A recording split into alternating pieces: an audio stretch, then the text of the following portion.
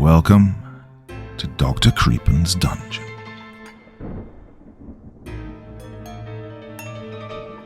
Abandoned villages evoke a sense of eeriness and unease for several reasons.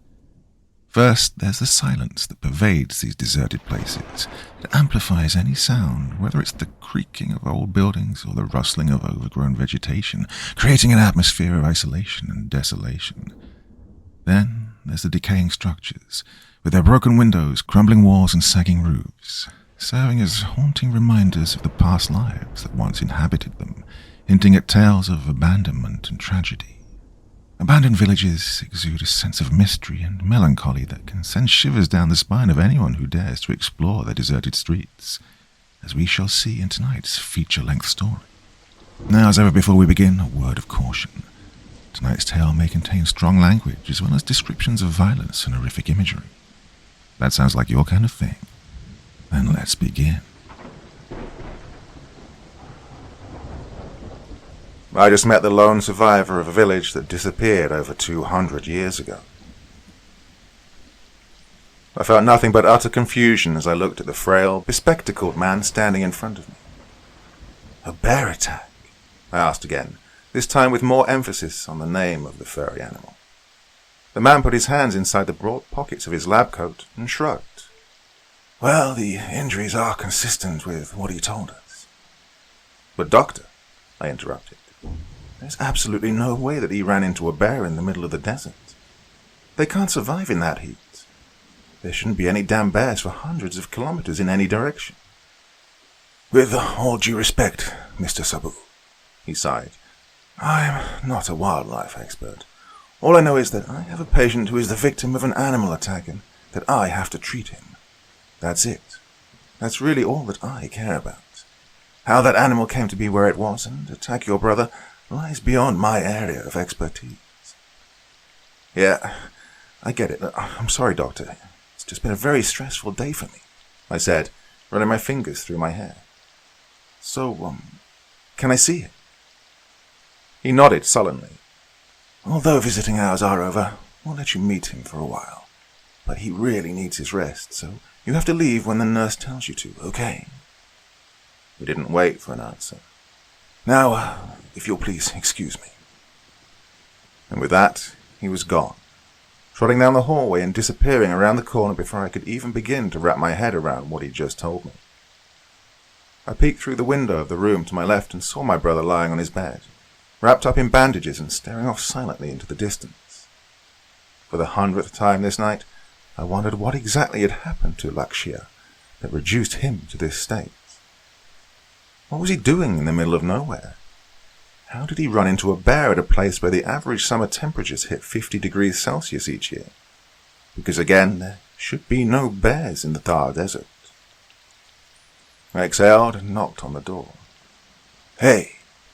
Lakshya greeted weakly as I popped my head in.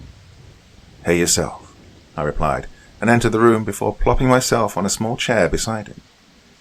How are you feeling? Like fucking Imhotep, he answered as he burst into a bout of painful laughter. I couldn't help but smile as a wave of nostalgia washed over me at the mention of the mummy. Felt like just yesterday when the three of us snuck out and bought bootleg VCDs of the Brendan Fraser movies and saw them in the common room at the orphanage while trying to hide from the watchful eyes of Sister Mercy. I'm not surprised that you do, I said, nodding at his bandaged body and limbs wrapped up in plaster of Paris. So, I began tentatively. What happened? He looked away at that, and I saw his eyes begin to water.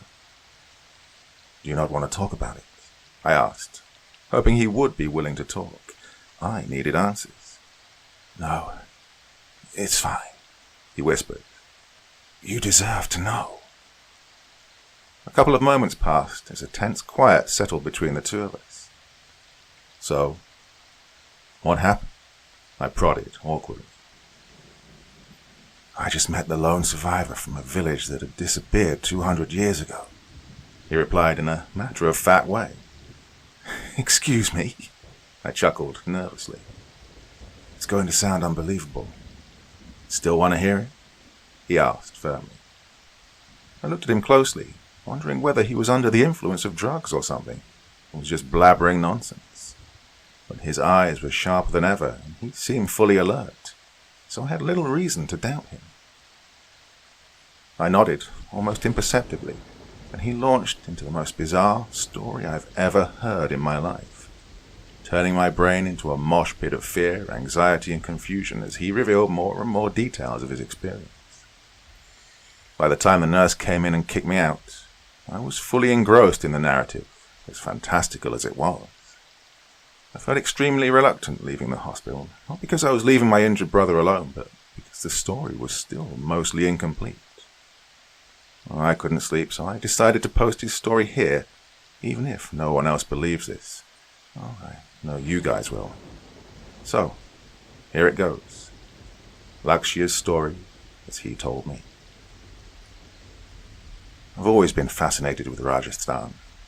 Luxurious palaces, imposing fortresses that stretch far enough to cover a small town, haunted stepwells, hypnotic dances like the Kalbalia and Ghumar, performed by stunning women pirouetting in their ornate lehengas, the enchanting wooden puppets. Oh, I could spend my entire life discovering the little quirks and mysteries this beautiful sandy state has to offer, and still not see everything.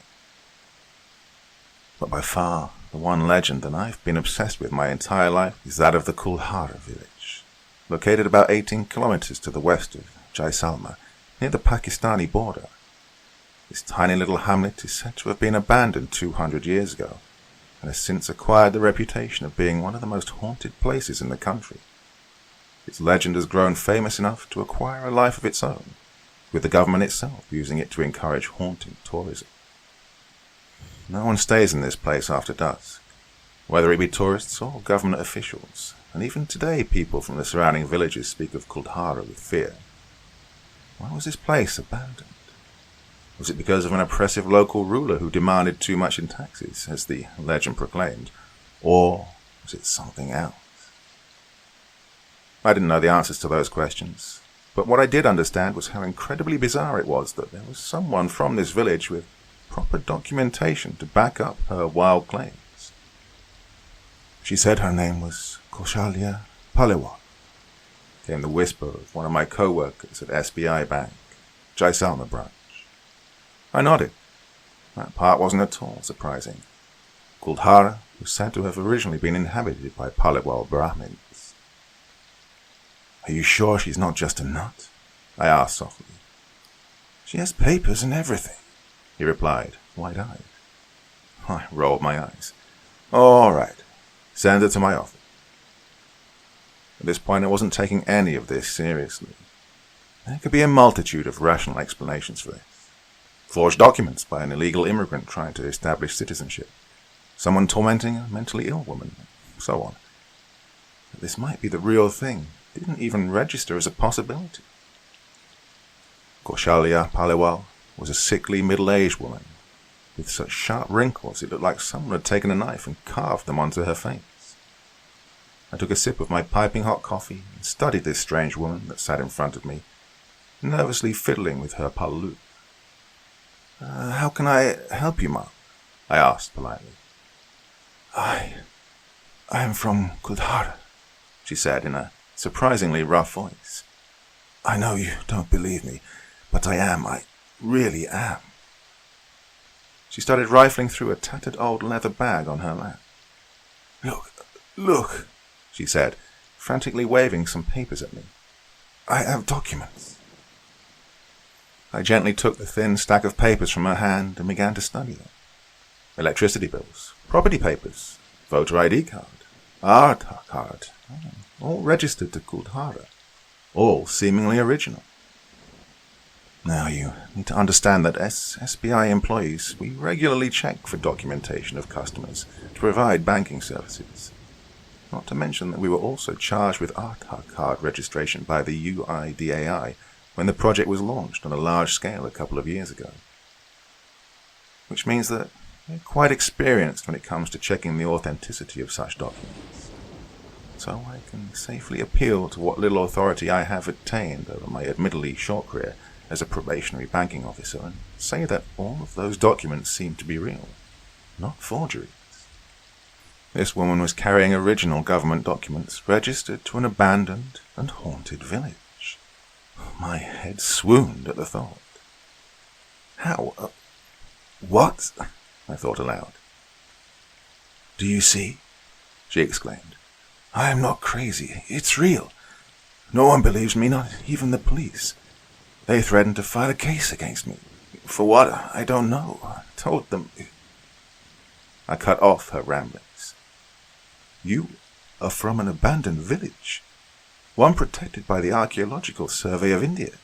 I asked in disbelief. It's not abandoned, she chided me. I have family there, friends. It's just a normal village, not abandoned or haunted. No.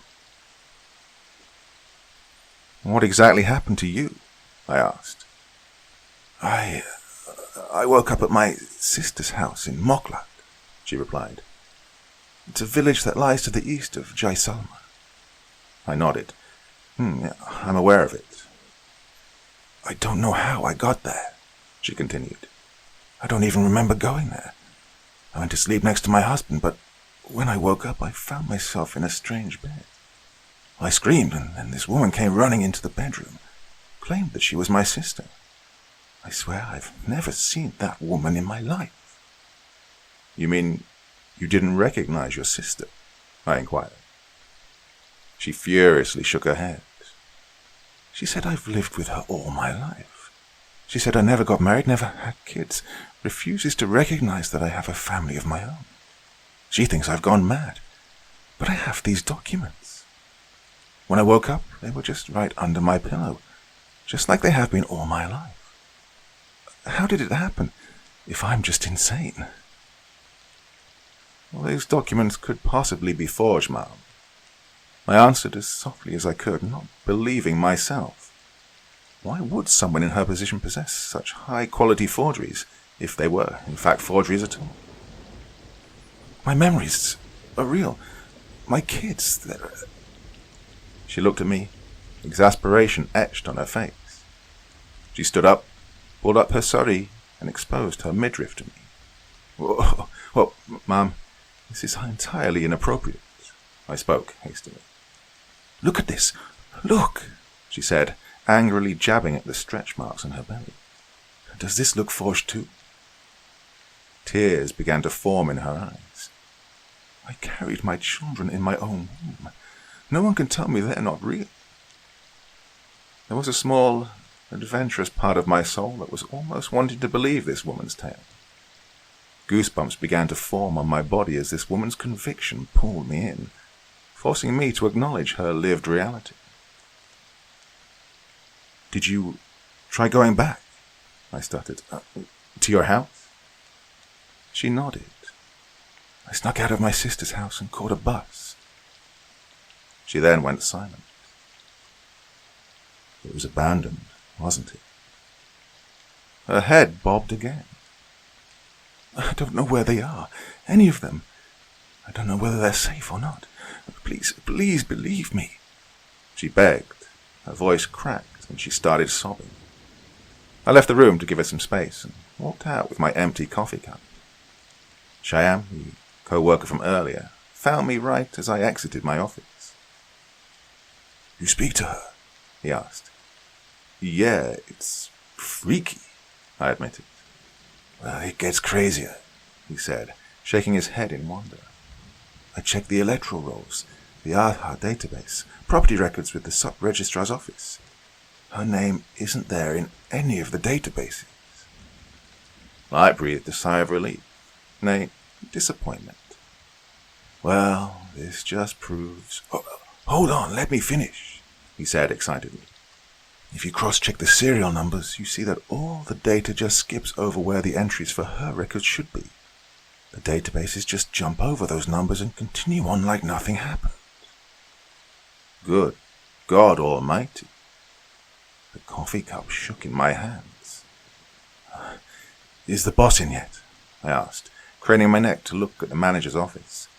Yep, just came in, he replied. Okay, I said, and turned around and walked into my boss's office after giving my cup to one of the cleaning staff. It could be a clerical error, he said when I told him the whole story. A clerical error? Yes. He scratched his beard as he mulled over this strange situation. Maybe a tiny settlement near the actual village got wrongly classified as the village itself. Maybe she's got dementia or something and has forgotten where her home actually is. What about the missing records in the databases? I countered. Some problems with the digitization of data, he offered. I wasn't convinced by that explanation. And her sister who refuses to acknowledge her past? People do strange things for inheritance, including gaslighting relatives, he answered. You wouldn't believe the kind of stuff I've seen in my career. It's not anything supernatural, he added with a smile on his face. Don't tell me you believe those stories about the village. I have to admit it looks weird, sir, I insisted. Why don't you check for yourself? He asked. Really? I said, losing my professionalism and letting my childlike excitement come to the surface. Yeah, why not? I mean, if there is some truth to her story, we would need to make some major adjustments to our data, he explained. I'll inform the local police station. Of course. I turned around and started to walk out of his office when he called me. Wait, he said. If she's going to accompany you, you need to take a woman employee along. It's only appropriate. Well, I nodded vigorously, and only on the weekend, not on working days, so I'm sure you wouldn't mind. I grinned and excused myself. Kausalya Paliwal was relieved when I told her that I was willing to come with her and visit her home. I saw a flicker of hope in her eyes when she saw that there was someone willing to be on her side. I admit it, I wasn't entirely convinced by her story, but the prospect of finally exploring Kuldhara was too good of an opportunity to pass up. When she left my office, I pulled out my phone and called my brother, Asti, who quickly answered. Yo, what's up? We're going on a trip this weekend, I stated. Cool, where? He asked. I smiled at how quickly he agreed. Well, this is why I called him and not Sabu. Kuldhara, I replied. I'm sure he could hear the happiness in my voice. Oh, finally, he laughed. So, what happened? Why now? I gave him a quick recap of the day's events. He whistled. Well, that is as good of a reason as you can ever get to visit one of the country's most haunted places. Absolutely. Oh, I'll pick you up on Saturday morning then, he said. We're taking my Jeep. I soon said my goodbyes to Asti and set about the task of finding a woman colleague to go along with me for the trip. But I didn't have much luck. No one wanted to spoil their weekend to go on a goose chase with me. I didn't have to worry much about that, however, because the next morning there were 2 more strangers waiting for me at the office, further adding to this strange turn of events. Hi, I am Ritu Megwa. I'm a journalist with The Guardian. She was young, mid to late 20s, and had a small circular birthmark on her neck, just above her collarbone. I took her government-issued press ID, gave it a quick look, and handed it back to her. This is my colleague, she said, pointing to the muscular blond man sitting next to her. Chekhov. Anton Chekhov, he said in a heavily accented voice that gave me a bone-crushing handshake. I grinned. My grandma was a big fan of him. He smiled sheepishly. So, what can I do for you two? I asked, jovially. We hear you're going to Kuldhara, along with a woman who claims to be from there, Ritu answered sweetly. We'd like to come along. I raised my eyebrow. How did you find out? They looked at each other, and then Ritu spoke up. Well, we've been doing a piece on haunted tourism in India. We were actually just at Bangra Fort, so Kuldhara was next on our list. So when we found out there was a woman who claimed to be from there, we decided to run with that too. Sounds great, but I'd need to check with my boss, I said. That's taken care of, Chekhov said, waving his hands dismissively. He was the one who told us about her. Cool, I said enthusiastically. Well, I guess I'll see you guys on Saturday morning. I blushed as Rutu flashed me a charming smile.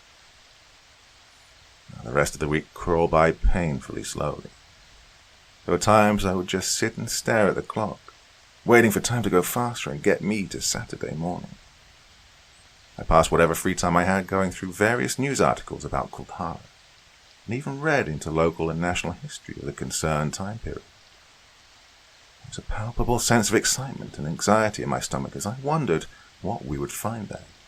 Well, as long as it wasn't too anticlimactic, I was good. I was still eating my breakfast on Saturday morning when the sound of a persistent high-pitched horn tore through my quiet surroundings. I quickly finished the last bits of my breakfast and ran to the window. Arstig was sitting on the hood of his Jeep, grinning at me. "Are we fucking going or what?" he shouted at me, and then turned to his left. "Oh, good morning, Mrs. Patak. How are you?" I picked up my bag and walked down to the Jeep, hearing my neighbour screaming at my brother for causing a racket early in the morning. Arstig grabbed me in a bear hug when he saw me, lifting me up off the ground. "Asshole, let go," I coughed. "Is that any way to greet your brother?" he asked, mock offence clear in his voice. I packed my bag in the back of his Mahindra Thar, named after the very desert we were about to head out into, and took my place beside the driver's seat. After buckling our seatbelts, we were off, cutting through the cold December fog and making our way out to our designated meeting spot on the outskirts of Jaisalmer, near Kausalya's sister's house. Our little party was already assembled there. Chekhov was drinking tea from a small glass, while Ritu seemed to be interviewing Kausalya. There were two more people there. One was presumably the driver of the taxi our journalist friends had hired, and the other was Sundar Chauhan, from the Archaeological Survey of India, in charge of the Kuldhara village. "Hey, good morning." I gave a general greeting to everyone in the vicinity. "This is my brother, Asti." Chekhov walked towards him and shook his hand. I saw his knuckles turn white. You, sir?" Asti nodded. "I can tell," Chekhov said gruffly. "So, are we ready to go?" I asked. Ritu signalled at me to give her 2 minutes as she continued to talk to Kausalya, so I strolled towards Sundar Chauhan from the ASI. "This had better be good," he complained. "This is not how I envisioned spending my weekend." "I'm sorry." I apologized, genuinely. "I had no idea you'd be dragged into this." "Yeah, whatever. Let's just get this over with before my nuts freeze and fall off." I opened my mouth to reply, but he was already marching back to his car. "We're done," Ritu said, right when I turned to look at her. She was smiling, and I was fighting hard not to blush again. "Well, here's to adventure," Chekhov said, lifting his glass of tea like champagne. "Here, here," I whispered to myself. We climbed into our respective cars, and our little convoy set off, with the cab carrying Ritu, Kausalya, and Chekhov in the lead, followed by our jeep. Sundar brought up the rear. It wasn't exactly an ideal time to be travelling. A thick fog hung in the cold winter air, urging us to abandon the road and go back to the safety of our heaters and quilts. The sun was hidden behind a layer of dense clouds, refusing to come out. But we pressed on. Nothing could dampen my spirits. I pulled out my camera and flashlight from my bag and checked they were still working fine. "I'm hungry," Arstig said. "There's food in my bag. Pull it out." I reached to the back seat and retrieved his bag. There was a pie in there. Chocolate. I gave him a piece and took one for myself. "How is it? Did you like it?" he asked after I'd taken a bite. "It's great," I replied. "So," he began, "you like that pretty little journalist?" I almost spat out the pie. "What?" He snorted. "Come on. One smile and she turns you redder than a tomato." No, but I'm just excited about the job." "Sure you are," he laughed. "About fucking time you tried to find someone." The asphalt soon gave way to a dirt road as we began to enter the Thar Desert proper. The wheels of our cars kicked up the sand, which mixed with the fog floating in the air, forming a strange, hypnotic concoction, making me extremely drowsy. I'd almost fallen asleep when the tires of the car in front of us screeched, as the leaders of our convoy swerved and almost ran off the road. "What the fuck?" I swore. Arstic brought the car to a halt, and we quickly walked over to the taxi. Kausalya was crying fearfully as Ritu comforted her, while it looked like Chekhov was angrily berating the driver. "What happened?" Arstic asked. "Kausalya says she saw something," Ritu answered. "Saw what?" I questioned. "She says she's not sure, but it was covered in blood." "Oh, because you're fucking drunk," Chekhov screamed. I turned my head and saw the driver looking guiltily at the ground near his feet. It only took me a single whiff to recognize the stench of country-made liquor. "What happened here?" Sundar joined the conversation. "Well, I don't see anything," said Arstic as he surveyed the area nearby with my flashlight. "I should get you fired," Chekhov thundered. "All right, let's calm down and talk about what happened," I yelled and got everyone's attention. The cab driver was drunk and had almost driven off the road when he saw an animal or something in front of him. Kausalya was adamant that it was covered in blood for whatever reason. We spent a good 10 minutes searching the surroundings but found nothing. "I must have been a deer," Arstic stated. "Looks like it ran off." "Blood," Kausalya said, her voice trembling.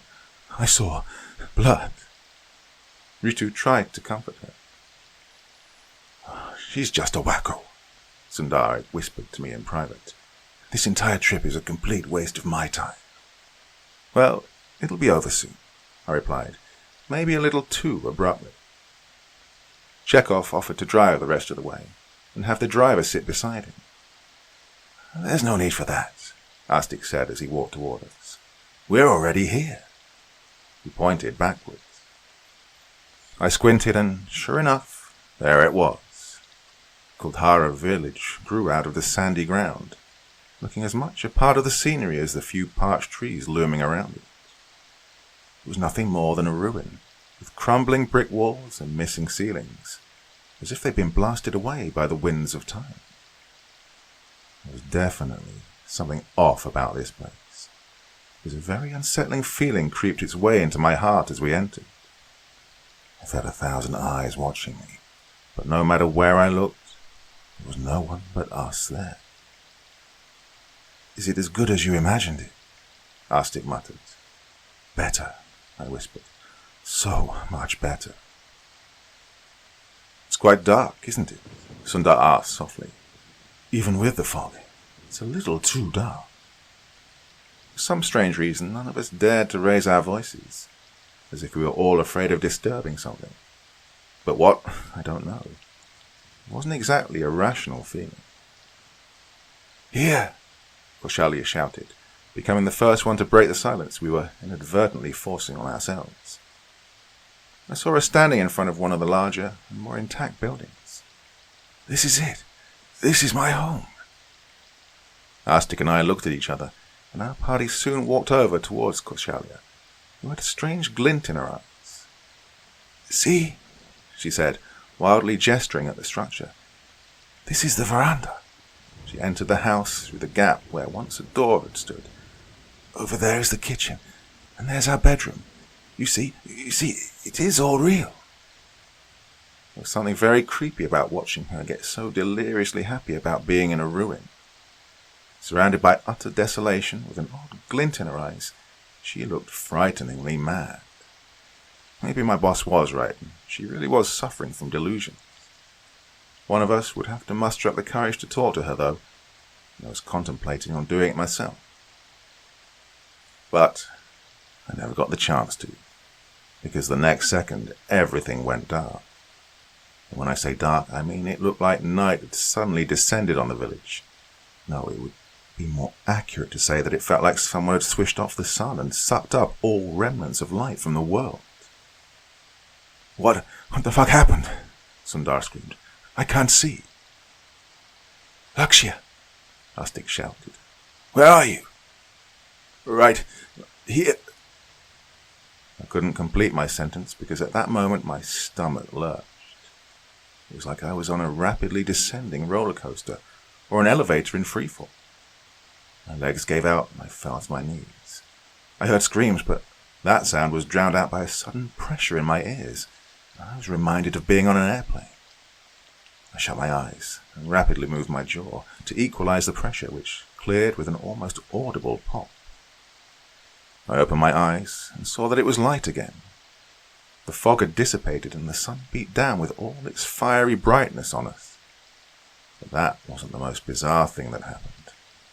Oh, no. What just happened? I asked, gingerly rubbing my eyes. I blinked and saw that the others, too, were slowly stumbling to their feet. I turned my head and what I saw there chilled me to the bone, making my head feel dizzy. The house we were in seemed inhabited, like people were still living there, unlike the ruin we'd just seen. Clothes hung from a wire stretched across the veranda. There were wooden cots propped up on the wall to my left. I saw utensils in the kitchen to my right. The walls and ceiling were in good shape, not like they'd been just moments ago. Then I heard shouts coming from the outside, sending shivers running down my spine. In complete silence, we walked outside the building and saw hundreds of people marching in a rally, as hundreds more watched from the sideline. It was a political rally, with participants carrying the posters of the politician By Mandahrk, who served as the Chief Minister of Rajasthan from 1993 to 1998, becoming completely irrelevant thereafter, before dying in 2010. My blood ran cold as the realization sunk in. I could see the wheels turning in the eyes of the others, and saw that they too were thinking the same. We had somehow travelled at least 20 years back in time, and arrived at a densely populated village that was supposedly abandoned 200 years ago. Like me, are you sometimes short on time? Do you sometimes feel you're too busy to plan healthy meals or prepare anything from scratch? Are you really looking after yourself? Do you find that sometimes you fall back on less healthy habits like caffeine or sugar for your energy rush? Or when you just need to focus? Well, you know what? You're just like me, or how I used to be at least. Now, one thing that's really helped me with all this is AG1. It's basically solved all of these problems for me. I'm able to get something delicious and very nutritional in a fraction of the time it might take me to prepare a healthy meal. In the months that I've been taking AG1, I found it has many benefits for me. Let me just give you a little bit of background. AG1's a comprehensive and convenient blend of over 70 vitamins, minerals, and other ingredients, including gut-friendly bacteria, antioxidants, high-quality mushrooms, and more. Just one scoop of this once a day contains the nutrients that I need to support my mental performance, my energy, my heart health, and immune system. So let me tell you a little bit more. I think it's definitely improved my mental performance. Well, AG1 supports sustained focus without a coffee crash. Pantothenic acid supports my mental performance, whilst folate and niacin help me to reduce tiredness and fatigue. What's more, AG1 provides nutrients that make sure energy gets where you really need it. Minerals like copper, chromium, and phosphorus help to unlock the energy from your food. Then there's the immune system. AG1 is basically your healthy dose of vitamin C, zinc, and more to support overall immune health. Now, what I really like best about it is its simplicity, its comprehensiveness, and its convenience. We all know nutrition can be complicated. You're constantly told to take 1,000 different supplements and do 1,000 different things to be the best version of you. Well, AG1 takes all that away. Over 70 carefully selected ingredients in one scoop once a day really is that simple. So if you want to make life easier, if you want to replace your multivitamin and more, start with AG1. Now, try AG1 and get a free 1-year supply of vitamin D and 5 free AG1 Travel Packs with your first subscription. All you need to do is go to drinkag1.com/creepin. Again, that's drinkag1.com/CREEPEN. Check it out now. Part 2. after the suffocating silence that we'd suffered through in the crumbling ruin of a village.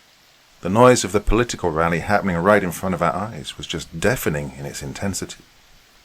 Seeing the face of the long-dead leader plastered on the cheap posters fluttering in the blistering hot air was all the confirmation we needed that we had indeed travelled back over 20 years in time.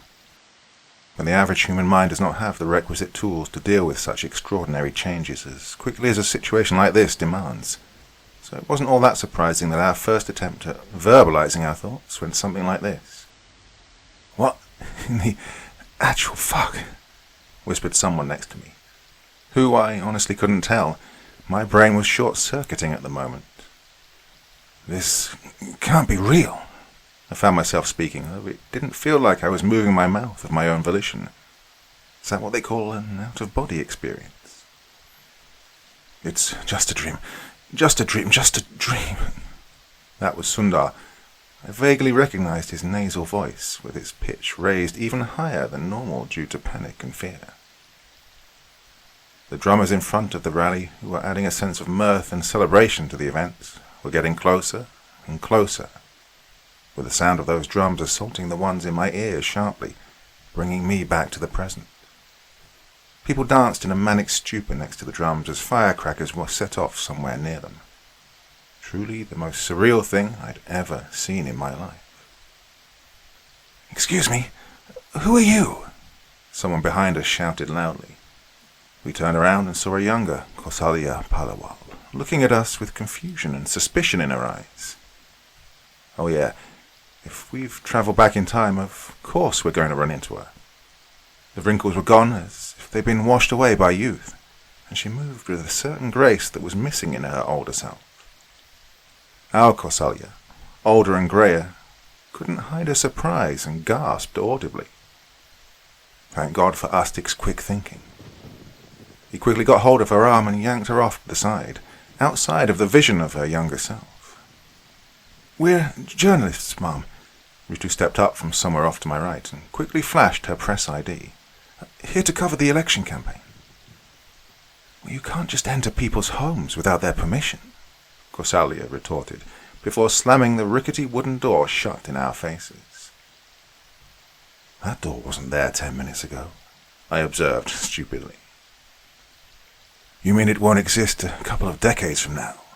Astik remarked, a visibly shaken Kausalya next to him. "Or it never existed at all? Oh, I'm confused." "So, how exactly did this happen?" I asked. "Anyone have any ideas?"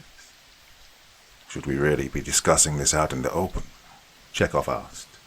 "Let's go find a quieter place to talk." "What? No!" Sundar exclaimed. "What if we miss the chance to go back?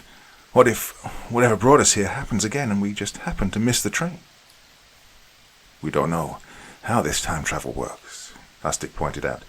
"And how long are you going to wait right at someone's doorstep anyway?" We decided to assemble underneath a giant banyan tree that loomed menacingly over the village from a relatively secluded corner. A little off to its side was a giant stepwell, or baoli, that plunged down about 10 or so meters into the ground. Ornate sculptures were carved into all 3 levels of the stepwell. I peeked and saw a group of kids laughing and playing in the tank at the bottom. "So," I began, "anyone wants to make any guesses as to how we move back in time? Anyone wants to Doctor Who this shit? Well, I'm all ears." "It could be a wormhole of some sort," Astik offered. "World goes dark, then a sudden pressure on our bodies, and bam, we're in 1998. "We need to tell the authorities," Sundar said. "Some scientist somewhere can help us go back to our time, I'm sure." "Ah, sure, Sundar. Sounds like a great idea," Astik sang. "Oh, hello, sirs. Could you please send us back 20 years into the future?" He put his hands up mockingly. "Wait, what are you doing? Why are you locking us in the loony bin?" Sundar glared at him. "And maybe if we leave, we'll miss our chance of going back," Ritu added. "I can see how standing close to that house all the time might be a bad idea, but completely abandoning it doesn't sound sensible to me either." "Time travel," I said wistfully. Damn, we're at the precipice of quite possibly the most important scientific discovery in mankind's history. Do you guys understand how important this could be? The whole world could change. Fuck, I have goosebumps just thinking about it. Let's not lose sight of the fact that something terrible is going to happen to this village that'll result in it being abandoned, Chekhov cautioned. Yes, Kushaila piped in. Please, save my village from whatever terrible thing is going to happen here. Has happened, Astik corrected her. Back in the 19th century, remember? How did that happen? Sundar asked, and Astik shrugged in response. None of us had any reasonable answer to that. Time travel was extremely confusing. So, what next? Ritu asked. We need to find a place to stay in, I replied. We also need to keep an eye on Koshaila's house for any possible disruptions in space-time. And we need to talk to the people in this village about anything strange happening here. People disappearing, moving back in time, Astik added. We split up into groups. Astik and I decided to go and talk to Kusaila's husband, who is the village sarpanch, a head of the elected village government, and find us a place to stay in. Sundar chose to stay and observe Kusaila's house from a distance, while Ritu wanted to go out and investigate. I'll keep her out of sight, Chekhov pointed at Kusaila. It's best if we don't let people see her. Oh, and keep your cell phones hidden. Don't want people to ask questions about them either. We were almost at Kusaila's door when Astik put a hand on my shoulder and stopped me. What? I asked. There's something off about those two, Ritu and Chekhov, he replied. I was confused. Why do you think so? Did you see them with us when we emerged in this time period? I didn't, he said softly. They came around the corner. They weren't in the house with us. Really? You seriously did not notice? I had a lot to think about, I replied defensively. You know, like time travel. Like I said, he ignored my comment. I don't trust those two. They were the only ones who forcibly inserted themselves into this situation, right? Are you saying they brought us back in time? I asked skeptically. I'm just saying they're hiding something. They've adjusted far too easily to this situation. Just don't trust them blindly, okay? Okay. Well, I've seen the way you look at her, he continued. What? I protested. Oh, don't what me. I know you feel something for her. Don't let your dick overrule your head, he said accusingly. I won't. I promise. The look he gave me told me he didn't believe me at all. All right, let's go. Raman Paliwal was a rotund man with a bushy moustache and a friendly demeanor that seemed genuine, superficially so, like you'd expect from most politicians. He regaled us with tales of his youth when he walked with J. Prakash Narayan against Indira Gandhi's tyranny, while his younger wife served us tea and biscuits. We tried hard to ignore young Koshaila. It was too bizarre for us to be in her presence. I've always been a huge fan of journalists, he said, amidst peals of hard laughter. Brave people, truth-tellers. If there's anything I can do for your folks, just let me know. I'll be happy to be of any help. Oh, we'd appreciate it if you could help us find a place to stay while we do our work here, I said. Well, you can put up cots in the empty rooms in the Panchayat office. Lots of space up there, he offered. Thank you, sir, truly, Astik said, genuinely, and Raman Paliwal laughed in response. By the way, sir, how have things been in the village? Anything odd? I asked, earning a quick kick to the shin from Astik. Odd? Raman looked confused. What do you mean? Oh, have some kids been telling you strange stories? Please don't believe them. There's nothing wrong with this village. It's just a bunch of stories. Astik and I quickly exchanged a look. Raman Paliwal was too insistent here, further raising our hackles. And we said our thanks to him and left his house, to find Sundar having an animated conversation with Rathor, Ritu and Chekhov's taxi driver. Holy shit, Astik muttered. Completely forgotten about him. Looks like he came with us too. And he wasn't anywhere near the Palabar residence, was he? I thought this would have pretty much destroyed our theory of a localized wormhole, but it didn't. We learned that he was sitting in his car when he suddenly started feeling scared, like someone was stalking him from the shadows. So he decided to follow us and ask us if we needed water or something. As he entered the village, he heard our voices, then lost his vision. When he came to, he found himself smack in the middle of the political rally. One look at the protesters, and he understood things were terribly wrong. But the actual truth wasn't something he could even have imagined. Now he was hell-bent on leaving the village and heading towards his home. "Please, sirs," he begged, with his hands folded and tears running down his face. "If it is true that we are back in time, you have to let me leave. My wife and kids might still be alive. I can protect them, or at least warn them." He told us that in early 2009 he'd taken his family to Haridwar for a pilgrimage. The bus they were in was traversing the mountainous roads of the Himalayan foothills when it went off a cliff. He was the only one from his family who'd survived, and found refuge from his pain and grief in the bottle. Seeing that he had a chance to change his past lit a fire in his belly. And we tried to convince him it was a bad idea to act rashly, but he wasn't going to listen. We finally got him to agree to wait for the group to get together, and to then make his decision after a round of thorough discussion. The Panchayat, as the Institute of Rural Self-Government is known in India, had an office bang in the middle of the village, a couple of 100 meters south of the banyan tree where we'd held our meeting after first coming here. Time had not been kind to this building, for where we came from there wasn't even a trace of it left. We put our bags in the empty rooms above, arranged our cots, turning the rooms into 2 makeshift bedrooms. Ritu, Chekhov, and Koshaila soon joined us there. "So, you find anything out?" I asked. She nodded. "The kid said a friend of his was attacked by a bear when they were out playing cricket at dusk." "A bear?" I asked. "In the desert?" "Yeah," she answered. "It was dragged off the kid and disappeared into the darkness. But that's not even the strange part. When his friend came back to the village with a tattered body and bloody piece of his friend's shirt, he found him in front of the school, walking back to his home. Not a scratch on his body." "Good God," Sundar whispered. "The kid who was attacked says something similar.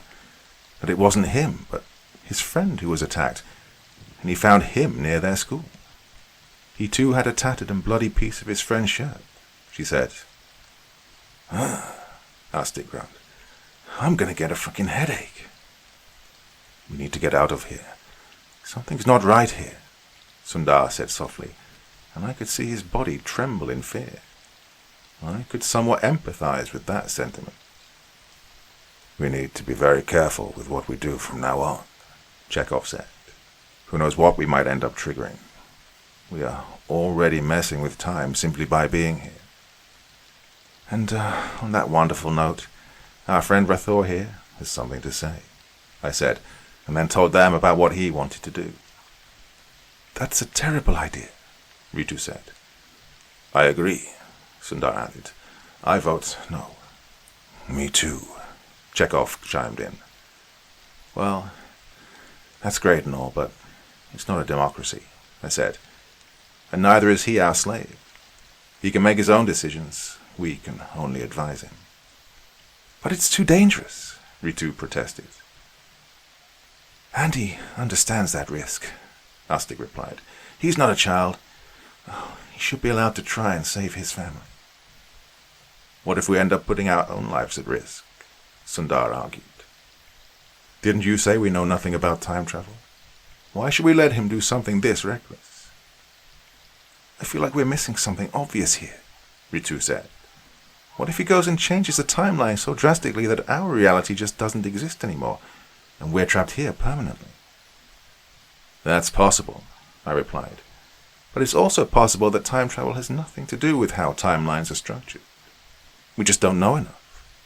And ambiguity is surely not enough to confine a man against his own will, is it?" The argument continued for a while, with Ritu and Chekhov getting more and more agitated, but they ultimately relented.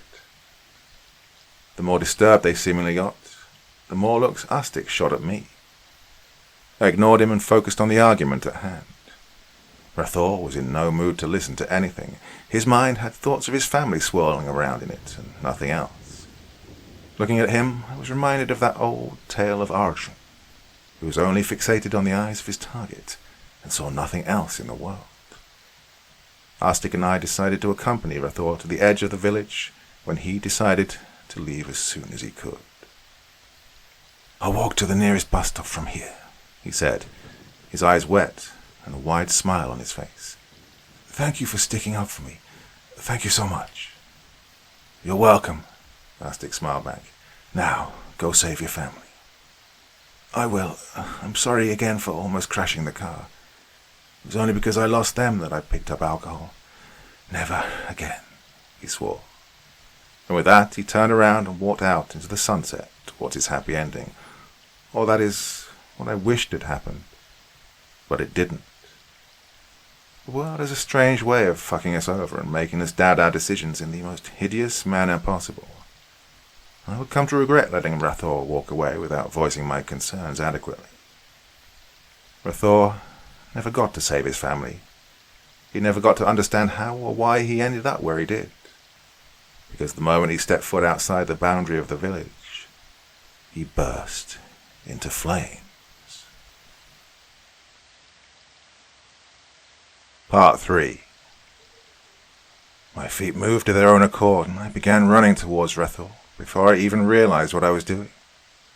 The dazzling orange flames that licked at his skin, the crackling of his bones, and the stench of his mouldering flesh hypnotized me, pulling me in like the Pied Piper. Well, I would have made my own personal contribution to that grotesque display if it hadn't been for Astic, who pulled me back right to the edge of the wooden fence. "Stop!"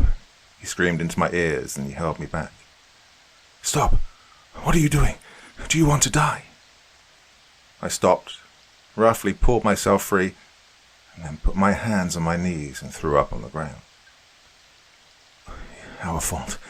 It's all our fault," I muttered after I was a little calmer. "We shouldn't have let him go." "We didn't know," Astic replied, as he squatted on the ground next to me and rubbed my back. "How could we? None of this makes any sense. We're groping around in the dark here." I willed myself to look at Rathor again, maybe to confirm that what had happened was real and not just an hallucination. I wish I hadn't. There was no trace of him, not even a single fleck of bone or ash was visible. It was like he'd vanished into thin air. "Do you remember how nervous those two were when we suggested letting Rathor walk?" Astic asked. "Almost like they knew this would happen." "Really?" I said, aghast that he would bring this up. "You want to do this now? I don't understand why you refuse to acknowledge basic facts here." He threw his hands in the air in frustration. "It's your gut feeling we're talking about here, not objective facts. Their nervousness might have nothing to do with what just happened here, man," I argued. "Everything is fucked enough as it is. Not wanting to alter the timeline is a reasonable position to take. I don't want to accuse them of having nefarious designs when we're all dealing with this shit here. There's no harm in being cautious." There's a big difference between being cautious and being paranoid. "Lakshya." Fuck, I sighed. "Okay, what do you want to do?" "For starters, we don't tell anyone what happened here," he replied. "That's way too fucking dangerous," I protested. "What happens if one of them tries to leave this place?" "We'll stop them," Astic remarked. "I want to watch how Miss Reporter and Boris act when we tell them he made it out safely." "And Sundar and Kusalia? Don't they deserve to know too?" I asked. "We'll keep an eye on them and tell them later if we must. For now, please, keep your mouth shut," he said. I reluctantly agreed, and after taking one final look at the spot where Rathor had burst into flames, I followed him back towards the first floor of the Panchayat office that we were using as our lodgings. The smell of freshly cooked food wafted down the wooden staircase, mixing with the smell of charred flesh already swirling around in my nostrils, making my stomach churn. I was not in the mood for lunch at all. "There's a dhaba near the village school," Sundar said, as he offered me food wrapped in a plastic bag. Lunch is from there. Not hungry, I muttered. So, he's gone? Chekhov asked. Yep, Astik answered, and I looked at him. Chekhov grunted in response. So, what do you guys want to do after lunch? I asked. I'd like to go out and talk to more people, Ritu replied. Keep investigating till we find out more. I'm going to sleep, Sundar said. Maybe I'll wake up from this horrible nightmare. I'm thinking of exploring the records here at the Panchayat office, Astik said from beside me. Maybe we'll find out something of the local history that will give us a clue. Will I still be made to stay here? Kaushalya asked. Please cooperate, Mom, Ritu said. We're still in unknown territory. There was an unspoken but almost tangible tension in the group as we silently ate lunch. Astik doubted Ritu and Chekhov, and they sensed that but didn't say anything. Add to that the stress of the situation and Rathor's death that weighed heavily on me, it wasn't a pleasant experience in any way. Afterwards, Astik and I went down to the Panchayat office, where there were already a couple of people present, going about their jobs without a care in the world. The sense of normalcy being exhibited here in the midst of the insanity that we were going through seemed incredibly jarring.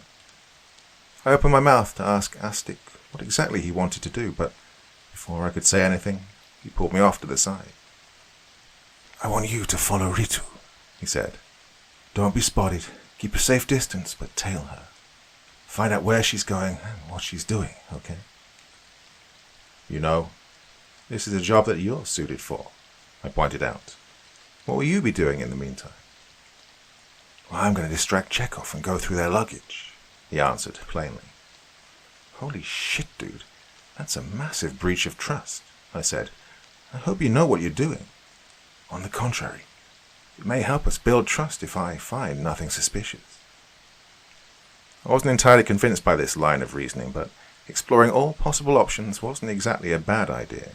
So when I heard Ritu's light footsteps on the rickety stairs, I waited and quietly slipped out of the office and followed her out into the village, hoping that Astik's suspicions were ill-founded. She was walking with a certain surety, as if she knew exactly where she was going. That made it easy to follow her, since getting spotted would have been much easier had she been meandering around without a goal in mind. Brick houses gave way to temporary mud and wooden structures that looked ready to collapse under their own weight, and the dirt road got narrower and more unkempt as we entered the poorer sections of the village. I watched surreptitiously as she knocked on a tiny, dirt-covered shanty with a tin roof and entered after someone welcomed her. What in the world? I took a couple of steps back and grabbed the first person I found. Excuse me, I said. Who lives over there? I asked, jerking my thumb at the house Ritu had just walked into. Oh, there. Don't go there, sir. The Shamars live there, he replied in a matter-of-fact way. My mouth dropped open at the casual usage of such a casteist slur, but I quickly composed myself and thanked him for the help. Of course, I was in 1998 in a backward rural area, so it shouldn't be a surprise that I was running into casteism and anti-Dalit hatred. It was still a shock to see someone express it in such a blatant manner, but I guess that's just the result of the differences in our respective social environment. Oh, he added, I would especially avoid going to that house, sir. Some of the villagers here believe that the woman who lives there is a witch. A witch? I asked, disbelief clear in my voice. Yes, she hurts people for fun. I nodded and walked away. Intellectually, I'd always been aware of lower castes being targeted with accusations of witchcraft and black magic, and then harassed for it, but to experience it firsthand was another matter entirely. I ducked behind a motorcycle parked in front of a house that was situated on the invisible boundary separating the localities of upper and lower caste people of the village, and began waiting for Ritu to come out. It was quiet for a while before she came out, looking frazzled. I was so close to her that I could see that circular birthmark on her neck, and scampered off to a safer distance. My decision was proven right when she walked past, inches from where I'd been hiding. After she was but a small dot in the distance, I decided to go to the hovel myself. "Yes," a middle-aged woman greeted me when I knocked on the flimsy wooden door. "What can I do for you?" "Hi, I'm a friend of the woman who just came by," I said. "Ah, that." She smiled gently. "Are you here to convince us to leave this village too?" So that's what she was doing. Troubling. "I already told her this is our home. We can't leave. No, we won't leave," she continued. "That's not what I'm here for, Mum," I said, thinking quickly. "I'm actually writing a report on how Dalits are treated in rural areas. Would you like to talk about it?"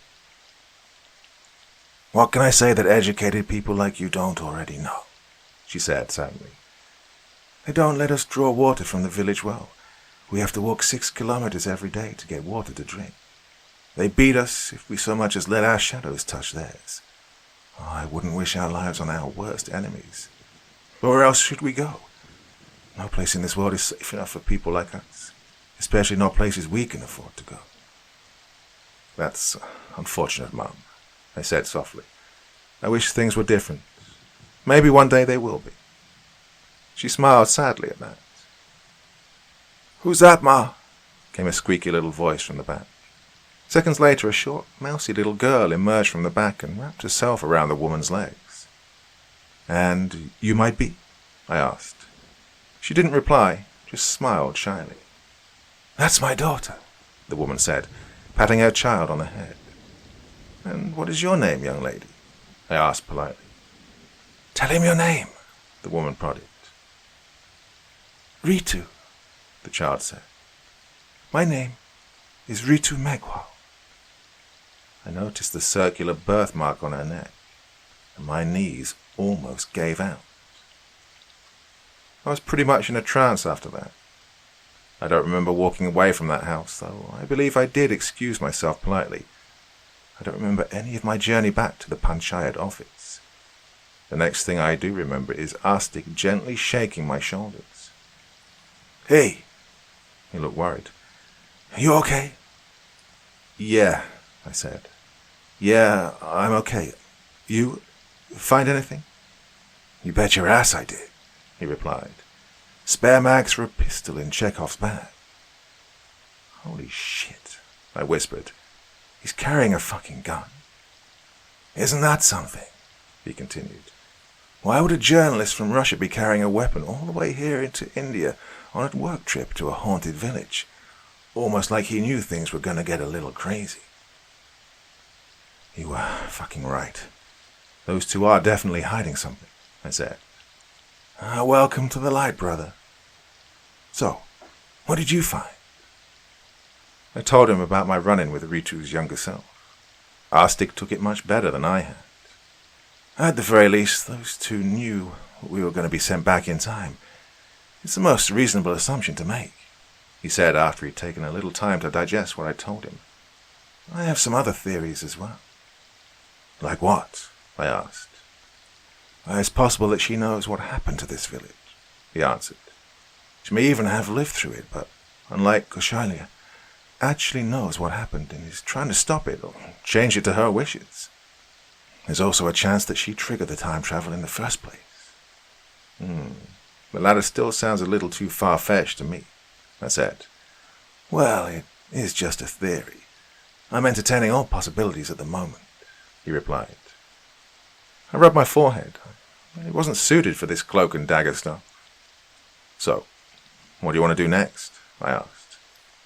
"Do you want to confront them with what we know?" "Definitely not," he exclaimed. "That would make them cautious, and all the progress we've made would be lost. No, we keep our secrets for now." The rest of the day passed by without any excitement. We were starting to get a little used to our reality. Isn't it strange how the human mind learns to adapt to such extreme changes? It was just bizarre how normal it felt having dinner with the group at the dhaba while chatting about our lives, like it was an everyday occurrence that we travelled backwards in time. If it wasn't for the tension between Chekhov and Asti, nothing would have felt out of the ordinary at all. After dinner I chose to walk alone outside, while the others retired to our makeshift bedrooms. It was playing with a street dog when I noticed Ritu sitting on the roof of the panchayat office, her legs dangling from the ledge. I waved at her, and she smiled at me, her perfect teeth glittering in the gentle moonlight. I made my way upstairs and found her staring off into the distance, hair fluttering with the soft evening breeze. "Hey," I said, and sat down next to her. "Hi," she whispered, and quickly wiped tears off her eyes. "Are you okay?" I asked. "Yeah," she laughed gently. I met a Dalit family today." I nodded. "Reminded me of my own childhood. I'm a Dalit too, you know," she continued. "It's horrible how they're being treated. How we're still being treated. Just inhumane." "It really is. I'm sorry for being a mess. It's just, it brought back so much trauma. I don't really cry like this, you know," she said. "It's okay. There's nothing to apologize for," I insisted. "Thanks. Can we talk about something else?" she asked. "Please." "Sure. Did I tell you about the time Asti got caught bursting firecrackers in our principal's office?" I asked, with a smile on my face.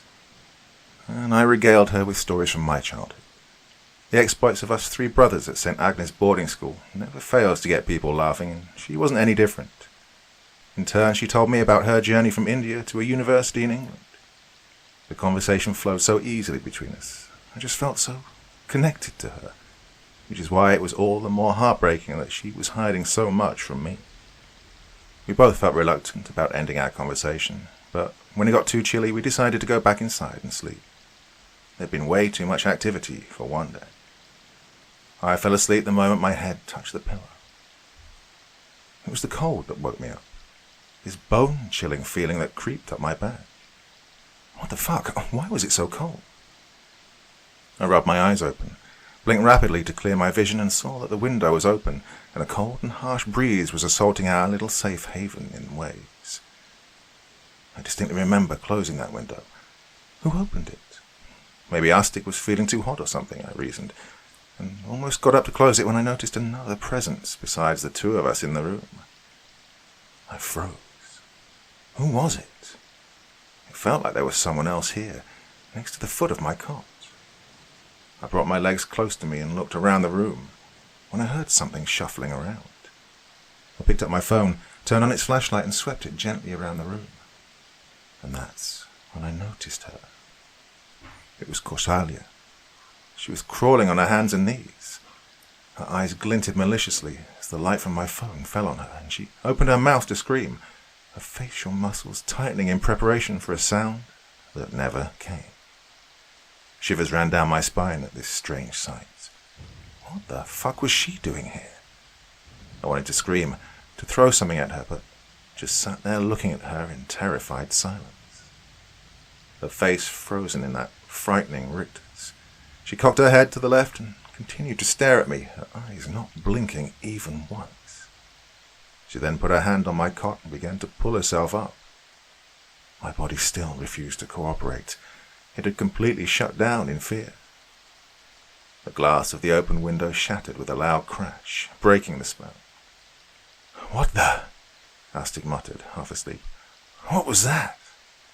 I screeched, making Kausalya snarl in anger.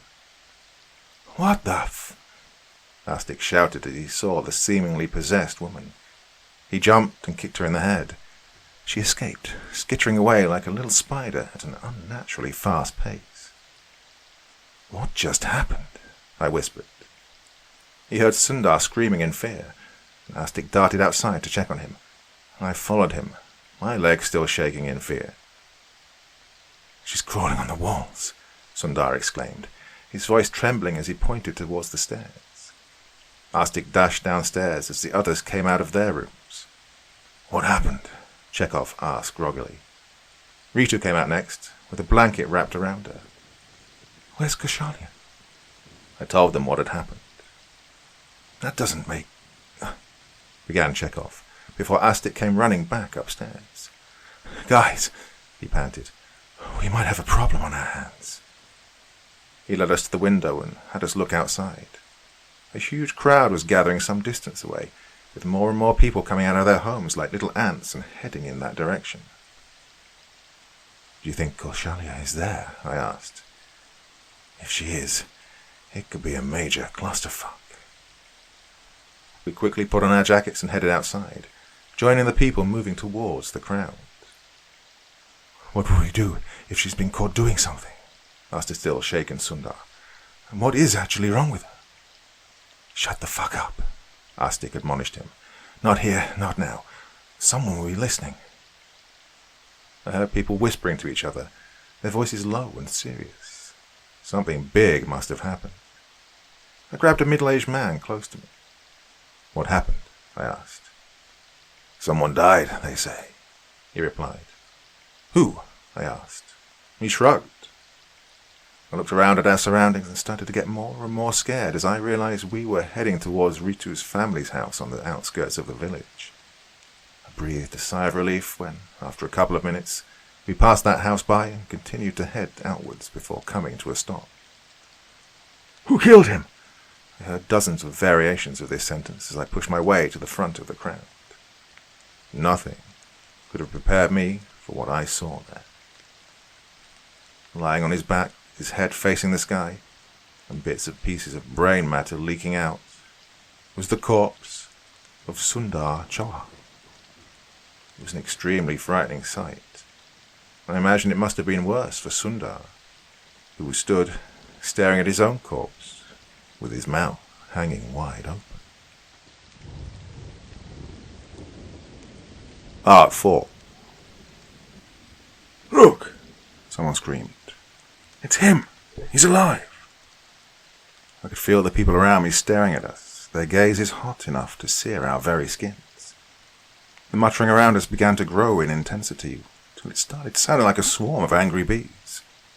Sundar was oblivious to all of this. He was that fixated on his corpse lying on the ground in front of him. "We need to get out of here," Astik whispered. "Like, right now." "It'll only make us look more suspicious," I shot back. "More than this?" he asked angrily. "It's black magic," another voice shouted. "We're all going to be killed." "Hey, wait," I raised my voice. "We're just as shocked as you are, okay? Sundar here was with us the whole night." I could feel the tension diffuse a little, but not enough. This crowd was still extremely riled up. One wrong move and they'll bring out their pitchforks and torches. "Please, everyone, calm down," Chekhov said. "Hey, maybe the foreigner did it." This time I saw who shouted. It was a young woman, early 20s maybe. "You need to be silent, Anton," Ritu scolded at him, her voice cracking. "You'll only make this worse for us." "Exactly. Give a frightened and angry mob an outsider to vent their anger at, and they'll happily go all savage. But why was Ritu on the verge of a full-blown panic attack?" Astik stepped forward and covered dead Sundar's face with his jacket, while I put my hands on the shoulders of the Sundar standing next to me. "Come on, let's go," I said gently. "We should call the panchayat to discuss this," said an old woman from somewhere behind me. "What's the need? We all know who did it." Someone stepped into the circle everyone had formed around the body. "It's the witch. It has to be." It was the same person I'd run into while tailing Ritu, the man who had used the casteist slur. "I warned you not to go to her," he said, looking oddly smug. No, Ritu said, looking like she was in a daze. "Not like this. Not today. It wasn't supposed to be today." Sweat began to pour down her brow, and she started trembling. Chekhov caught hold of her when it looked like she was about to faint, as more and more voices started baying for the blood of her mother. "That woman will ruin us all. We need to stop it now. Kill her. Burn her." "Where is she? Bring her out." I felt the mob's anger shift. It was now being fully directed at Ritu's mother. They began peeling away from the spot and started making their way towards Ritu's house, who was sobbing openly at this point. It started to dawn on me that she'd known all along that this would happen. That's why she tried to warn her parents to leave the village. How that tied in with the larger story of the village's ultimate fate was still beyond me. "We have to do something," I said. "They're going to kill her." "There's no stopping that mob now," Astik replied. "We need to leave," Sundar shouted. "Enough is enough. We need to call the authorities. Things are way too fucking dangerous. We're in over our heads." "We can't," I shouted back, gritting my teeth. "Can't do that." "Why not?" Sundar screamed, frustration seeping into his voice.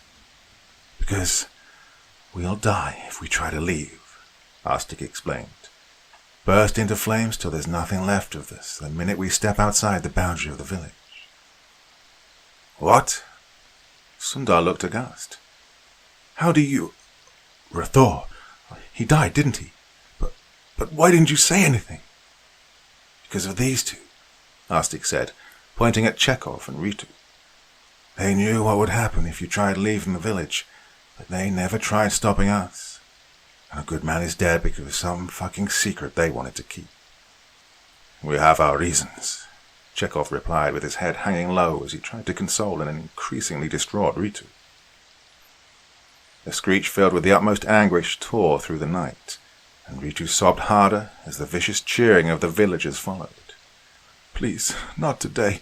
Oh, God." "What the fuck is happening here tonight?" Sundar exclaimed. Ritu, Chekhov said, gently shaking her. "We need to move. We can't stay here any longer. Things are out of our control now. We need to go." "Wait a second," Astik said in an accusatory tone. "You even know how to leave this village? Oh, fucking hell." "Astik, please," I pleaded. "It's not really the time." Something horrific was going to happen to Ritu's family. Now was not the time to be picking a fight with her. "We know how to get out of this situation." "Yes," Chekhov replied, "but you need to trust us." "Trust you? Really?" Sundar spat bitterly. "You really haven't..." Astik began again before I cut him off. "Wait," I said. "Look." The mob was now making its way back to us, dragging two people along, a man and a woman. I squinted and realized that the woman was Ritu's mother, and the man must have been her father. Their clothes had been shredded to pieces, and they were covered in blood. "No," Ritu sobbed. "We need to leave," I said, my heart pounding in my chest. "Do your thing, Chekhov. Take us the fuck out." He nodded and began to forcibly drag Ritu away, with her begging and pleading incomprehensibly. Sundar followed them, and I pulled Astik aside. "What?" he asked. "We need to make sure she's safe," I replied. "Who?" "Ritu," I said. "Her younger self. We can't let the mob get to her." "What?" He looked confused. "But she's right there with Chekhov. How can she grow to be an adult if she gets lynched by the mob here?" "The timeline is changing." I spoke quickly. Ritu herself said that the lynching wasn't supposed to happen tonight. So what if her younger self gets killed here? And what if Chekhov needs her to help us get out of here, but won't be able to do it anymore when she vanishes into thin air because she was killed decades ago? "Oh, fuck, you're right," he admitted, running his fingers through his hair. "You really should have just asked him while he was still here." I was still thinking about it. Look, hurry up. The mob didn't come all the way back to us. They stopped about halfway through, near an old and gnarled tree. They tied Ritu's mother to the tree and began raining down sticks and stones on her father when he tried to protest. I averted my eyes. Don't look. Just don't look." We ran away from there, making our way around the mob and towards Ritu's house. I soon heard the cracking of wood, and tried my hardest to drown out the screaming, to ignore what the implications were, but I couldn't ignore the smell. This powerful, soul-crushing stench I had become intimate with just this morning. I could feel tears running down my face, but I wiped them off and tried to focus on the mission at hand. "She was definitely not with the mob," Astik said when we came close to her house. "So where is she?" "Let's find out," I replied as I kicked the door open. The house was empty. Fuck, Astic swore. Maybe she really was with the mob. Should we try and go back to them? Yeah, well, we have to try something, I said, and we both sped up to jog as we exited the house. Hey! A voice came from somewhere to our left. I turned my head and saw it was Rahman Paliwal, the village sarpanch. How did you two get here so fast? He asked. I was just with you. What in the world? Astic and I looked at each other in utter confusion. What are you talking about, sir? Astic asked. Well, it's... I didn't hear what he was saying because the next moment the world went dark, and I lost all sense of sight. Fuck, Astic groaned. It's happening again. Sure enough, I felt my stomach lurch, like I was falling through the air and an intense pressure built up on my eardrums. My knees began to tremble and I fell hard on my ass. Then there was a loud pop, and my vision began to clear again. I got up on my elbows and looked around me.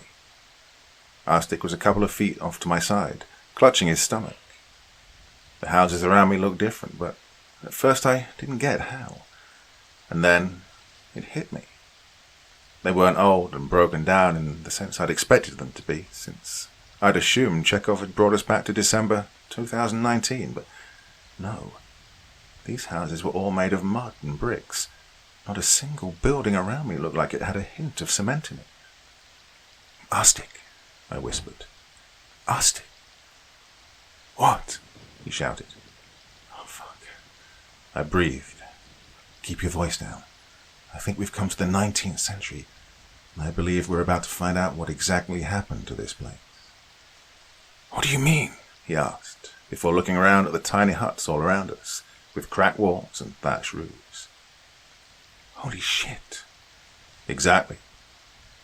I helped him get up, and we both looked at our surroundings. Wasn't Chekhov supposed to take us back? I asked. Well, his exact words that he'll take us out of here. He didn't say he'll take us back to the present, he replied. So, what do you think happened to this village? He asked. Shh, I whispered. Do you hear that? There was a faint growling sound coming from the distance, this deep animalistic rumbling coming from deep within the chest of something. I looked in the direction of the source of the sound, and sure enough, I spotted a large, dark shape stalking us. Is that a bear? Astic asked in astonishment. Let's not wait around for it, I said, and began running away. I could feel that animal's heavy paws pound the sandy ground as it started gaining on us. We ran for our lives, past the place where I'd hid and spied on Ritu, past where the village school would one day stand, and towards the spot that the panchayat office was going to be built upon. To my utter astonishment, there were people lining the streets all around us, standing in disciplined silence and watching us with this identical menacing smile on their faces. I saw black, tar-like tears running down their faces as they began to clap, as if they were applauding this performance that the bear was putting up. Here! I saw Chekhov in front of me, waving like a madman. I could almost feel that infernal bear's hot breath on my neck, and I ran with even more power as I ran into the house that Chekhov was in, who slammed the door shut as soon as Astic was inside. The wooden door shook wildly on its hinges as the bear crashed into it, but mercifully it held on, and just like that, the bear retreated for some unfathomable reason. I put my hands on my knees and began panting and wheezing. Someone placed a meaty paw on my back and helped me breathe. I thanked Chekhov as he proceeded to give me a bottle of water. Everyone was here in this little hovel. Sundar was crouched near the wall on the back, while Ritu was sitting off to the side, deep in thought. And in the middle sat Korshavna, the one who travelled back with us, with her hands and feet tied, snarling rabidly at us as black tears gushed down her cheeks. You know, Astic said venomously, some answers right now would be really fucking nice. Is she okay? I asked Chekhov, jerking my chin towards Ritu. Yeah, she's the cause for this, he replied. Explain, I said. As you guys saw, in 1988 her mother was falsely accused of witchcraft and burnt alive, while her father was beaten to death, he said. This traumatized young Ritu, who with the help of Kaushalya Paliwal and her husband Raman Paliwal, survived the incident. She left the village and grew up in Jaipur. But she never forgot how she'd been treated by the villagers, how her family was butchered that night, he continued. She vowed vengeance, just didn't know how she'd achieve it. The chance presented itself when she went to England for her studies and discovered actual witchcraft while trekking in the countryside. She learned the very same craft that her mother had been falsely accused of. Dear God, I said. What did she do? She summoned something, Chekhov replied. We're not entirely sure what, but that thing fed off her hatred and grew immensely powerful and wiped out the village to sate her anger and its own lust for violence. But the village is a famously abandoned historical site. How? Astik asked. It's just a theory, but I think that it sent the villagers from 2019, when it was summoned, back to the 19th century where they were killed by the then inhabitants of the village who had been possessed by the minions of the demon that Ritu summoned. They are the ones we just saw outside, Chekhov answered. Demons, good God, Astik muttered. She's the one responsible for all of this, Sundar whispered angrily. But how did we come back in time? I asked, ignoring his bile. The demon is bound to Ritu. She can use some of its powers too, just like it grows stronger by being attached to her, Chekhov explained. Attached to her? I asked. Not physically, he replied quickly. Ah, fucking leeches, Sundar spat. So why did she bring us here? Astik asked. She didn't, Chekhov answered. The demon did. He wants to wipe us off along with the rest of the village. Tie up the loose ends. Loose ends? What does a demon this powerful have to be afraid of? I wondered. There are predators for every hunter. The Russian Orthodox Church was aware that a very powerful demon had crossed over to our side. His Holiness, the Patriarch of Moscow, and all Rus himself deputed me to investigate the matter, Chekhov replied. So you're a fucking priest. Does that mean you can... I was cut off by the sound of a loud, bone-rattling horn. What the fuck was that? Sundar asked. I peeked out of the window and saw something that was so terrifying it froze the blood in my veins.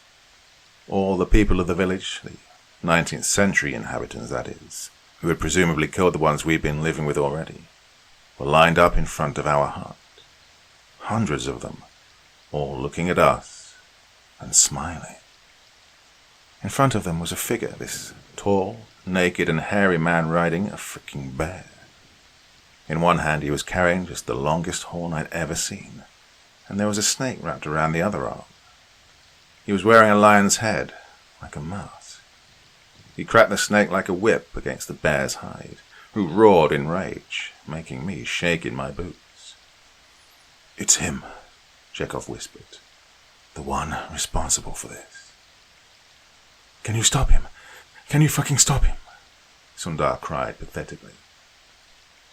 Not until I know his name, he replied. I need to force the demon possessing Kaushalya to tell me his name, while Ritu works on a spell to get us out of here. What do you need? I asked. Time. I need some time. Both of us do, he answered. I looked back at the monster outside, this towering, fearsome creature from hell, and quickly averted my eyes. I can't even look at this thing. You want us to buy time from him? God, save us. Though I didn't think he was listening. Not when this thing was there. Part 5. You really expect us to hold off a fucking army of demons? I shouted, louder than I should have. It'll only be for a short while, until I can find out their master's name and Ritu can take us out of here, Chekhov replied. I looked at Ritu, who was sitting with her eyes closed, mumbling under her breath. If she summoned it, how is it that she doesn't know its name? Astik asked. It doesn't work like that.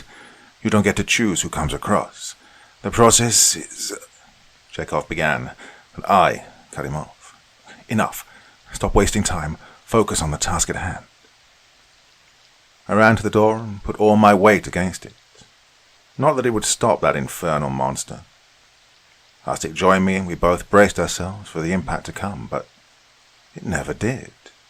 Instead, we heard the pitiful cries of a man. What in the world? Astik asked as I peeked through the tiny gap between the wooden slats of the door. I saw Raman Paliwal, looking about 2 decades older than the last time I'd seen him, less than half an hour ago. He was being torn apart by the bear in a leisurely manner. The demon atop it roared in elation as the Sarpanch's entrails freed themselves from their bony prison. He's putting on a show, I whispered, for Ritu's sake. What is it that you're holding in your hand? I heard Astik ask. I glanced in his direction and saw him looking at Sundar. That's when I heard the footsteps of the bear drawing closer. Dum, dum, dum. I could feel the sand shift and sink as the monstrous beast leisurely walked towards us before letting off a blood-curdling roar. Having had its fill of torturing Raman, it was now coming to kill us. It's just alcohol, Sundar replied. Give me that, Astik said, and trotted over and snatched the bottle from him. I felt warm and stale air wash over my arms before I heard this rough, almost guttural sound of the bear breathing as it pushed its nose against the door. Lakshya, Astik said calmly. Open the door when I tell you. What? I said, fear clutching at my heart as I grabbed the door handle so hard my knuckles started to turn white. Are you crazy? I'll start off with the prayer to St. Michael, I heard Chekhov say, before he began reciting something in Latin. Princeps gloriosime caelestis militiae, Sancte Michelangelo, defende nos in proelio et colluctiatione. Just fucking trust me, okay? Astik said, as he tore off a piece of his shirt and stuffed it down the bottle. Oh God, oh God, oh God, Sundar whimpered. The bear slammed against the door and I almost lost my balance. Dust flew off the door and entered my windpipe, making me cough. I quickly composed myself and pushed against the door as the bear shuffled around in the sand and crashed into it again, making my bones rattle. Are you fucking ready yet? I yelled at Astik. Tell me the name of your master, Chekhov yelled as Kausalya began screaming in pain. Almost, Astik replied as he set the cloth on fire using his lighter. The bear slammed into the door again, tearing it off its hinges and sending me flying backwards. Its dark silhouette began to slowly enter the room, with the bear softly growling each step of the way.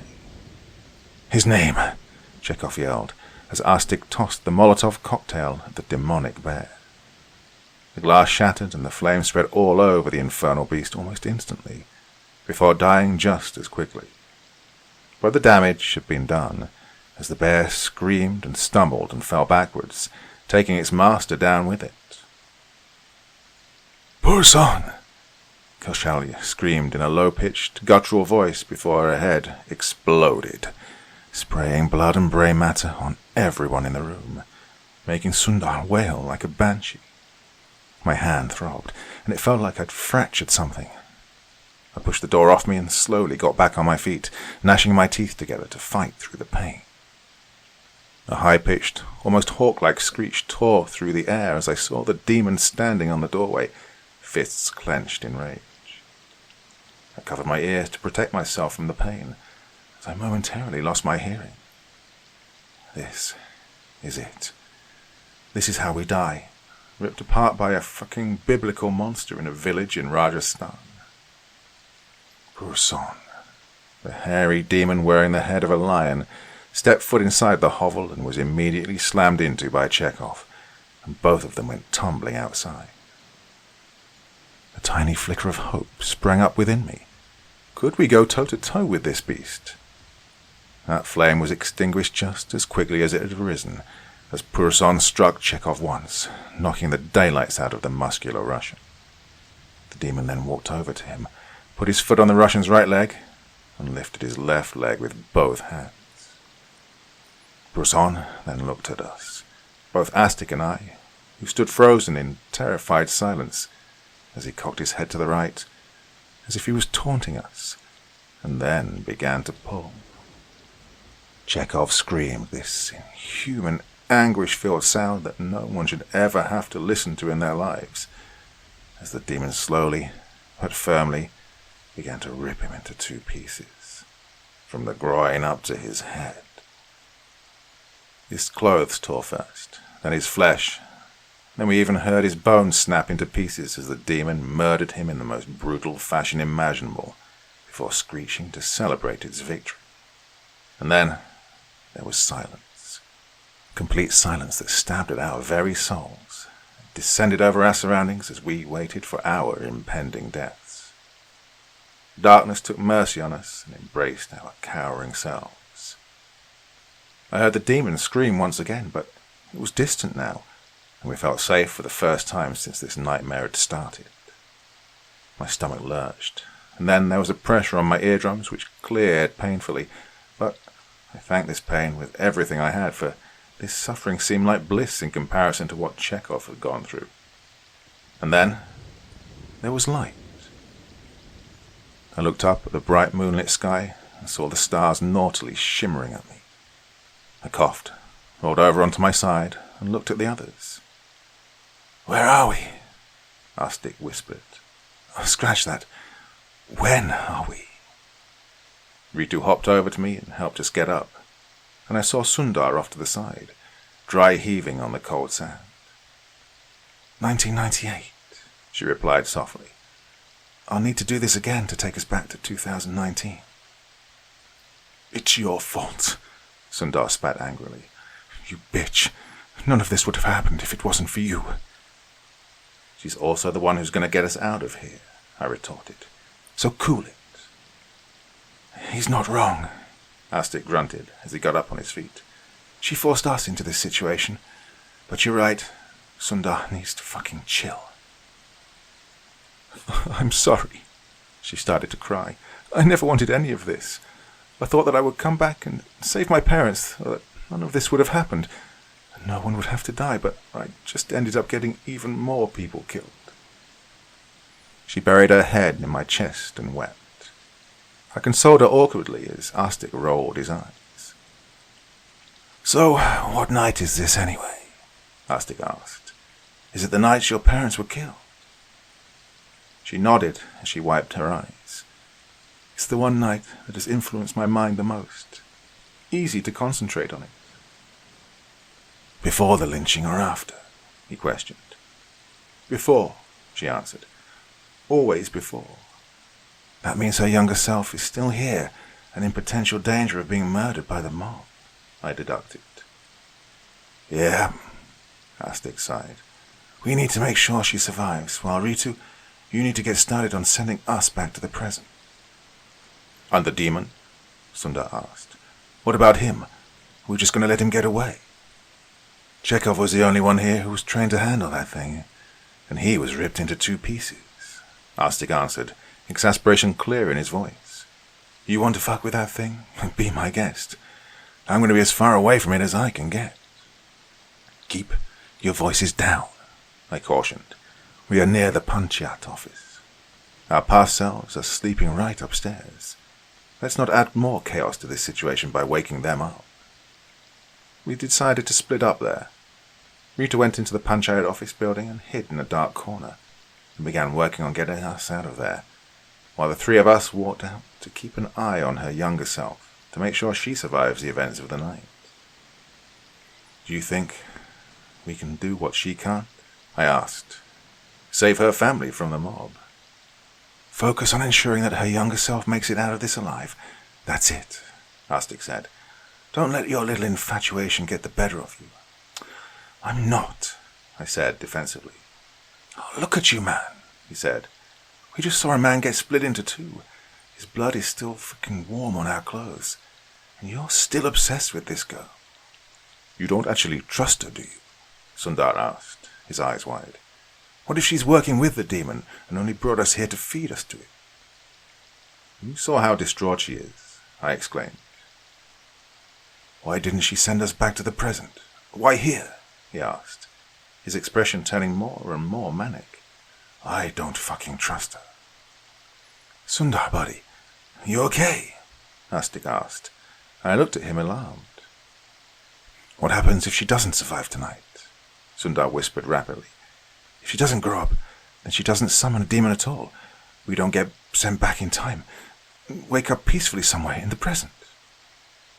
Or a fucking black hole opens up and consumes us for causing a goddamn paradox," I replied. "You need to get a hold of yourself, Sundar," Astik said. "We can't afford to fight amongst ourselves. Are you sure you're going to be okay?" "What's that?" Sundar asked, pointing at something behind us with fear in his eyes. I turned around and saw the panchayat office, the one we'd just come out of, glowing gently under the soft moonlight. Beautiful sight, sure, but it was the window on the first floor that drew my attention. Near it was a humanoid figure, latched onto the walls like a terrifying spider, crawling over to the window next to it. "It's Kaushalya," Astik whispered. "She's going to enter our room and scare the shit out of you." "Ah, yes, I remember that. I was too scared to even move, and I knew that she would have killed me if the glass window hadn't magically shattered." "Oh, so that's how it happened," Astik whistled as he bent over, picked up a stone and threw it upstairs, breaking our room's glass window. I heard movement upstairs and knew that our past selves were about to wake up. "Damn," I whispered, my voice full of awe. "So fucking weird." Sundar chose this moment to scurry off. His footsteps pounded the sand as he ran with all his might towards Ritu's house. My brain made the connection almost instantly, like a puzzle piece clicking into its correct position, and I began sprinting after him. He's going to kill young Ritu. Astik must have made that deduction as well, because he was right on my heels as we almost kept pace with Sundar, who ran like his life depended on it. We ran through the narrow, dirt and garbage-riddled streets to this strange village that we'd become so intimately familiar with as we tried to stop this man from killing our one hope of getting out of here. Sundar's mind had snapped under the weight of all the insanity it had witnessed this night, and he had stopped thinking rationally. He was lashing out like a cornered animal, trying to protect itself in any way it could think of in this manic state, making him extremely dangerous and a major threat to our survival. We knew we had to stop him however we could.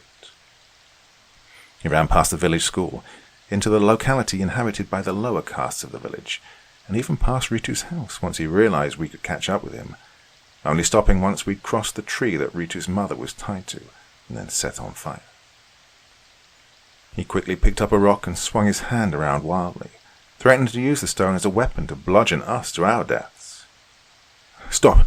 Sundar!" I yelled. "For the love of God, please stop!" "You're working with her, aren't you?" he asked, his eyes darting around rapidly. "You're going to feed me to that demon. I've seen you talking to her when you think no one is looking at you. You're going to sacrifice me, just like Rathor." "That's not right, Sundar," Astik spoke, trying to keep his voice calm. "That's not what happened. We only hid Rathor's death because we didn't trust those two." "You expect me to believe that? You could easily have told me what happened to him, but you didn't. You might think I'm stupid, but I'm not. You're working for that Shamar whore." "That's not right," Astik said. "Don't fucking use that word," I shouted. "Control yourself, Lakshya," Astik told me. "It is what she is, a fucking Shamar whore," he spat. Red-hot fury erupted from within me, and I charged him, slamming my shoulder onto his gut and taking him down to the ground. I felt a sharp pain on my back as he began slamming the stone onto it. Arstic joined the fray, trying to help me restrain him as the two of us rolled around on the floor, wildly struggling to get control over the other. He bit my ear, and I screamed in pain, and that's when Arstic caught hold of his hand and put his legs onto it, to get him to drop the stone. But I wasn't aware of it. Anger had taken over every other thought in my brain as I took his head in my hands, lifted it with all my might, and smashed it onto the rocky ground below him. And again, and again, and again, until blood and brain matter began to leak out of his head. Arstic slammed into me and pushed me off him, but it was too late. Sundar's eyes had rolled back into his skull, and his tongue hung loosely from his mouth as a lifeless corpse was all that was left of him. I cried tears of anger, frustration, and despair, as I realized I had just killed a man. "It's okay," Arstic whispered, patting me on the back. "It's okay. It's okay."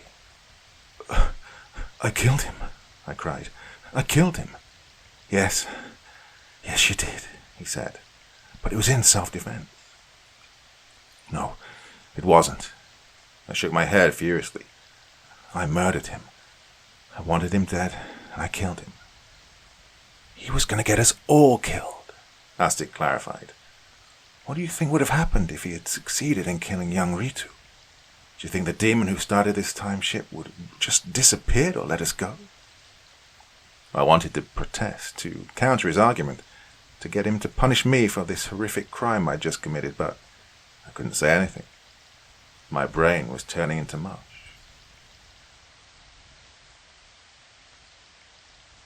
We heard shouting in the distance. "Come on, get up. The villagers are going to be upon us in any second now. We still have a job to do," Arstic said as he helped me get up. I followed him listlessly as we ran around the gathering mob and made our way to Ritu's house. The only thing I remember from that time is Arstic walking up to me and telling me she wasn't there. "She's not there. Gone to Sarpanch's house. Raman and Koshali's daughter is friends with Ritu," he said. I nodded absent-mindedly. "It's not all your fault," Arstic said while we were jogging. "Some of the blame lies on me too. I was the one who decided to hide Rathor's death from the others, forced you to go along with my decision. I held Sundar down while you... Just don't blame yourself for it. This is an extraordinarily fucked up situation, okay?" I didn't say anything because I didn't know what to say. I knew he was being a good brother and helping me cope, but I just couldn't. Arstic knocked on the Sarpanch's door. It was only yesterday we'd stood outside this door when we first came to 1998, but it felt like it had occurred eons ago. Raman Palawal opened the door, looking shocked as he saw us. "What are you doing here at this hour?" he asked. "Can we come in?" Arstic asked as he looked nervously at the crowd heading towards Sundar's murder spot. Raman nodded and let us in. "Where's Ritu?" I asked. "Ritu Megwal."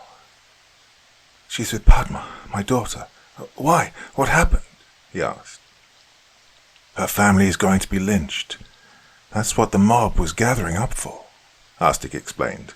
"We need to get her to safety." "No, that can't be right," Raman said. "Surely they wouldn't go that far. I mean, yes, this village has had problems with casteism all along, but not this." "Please," Arstic begged.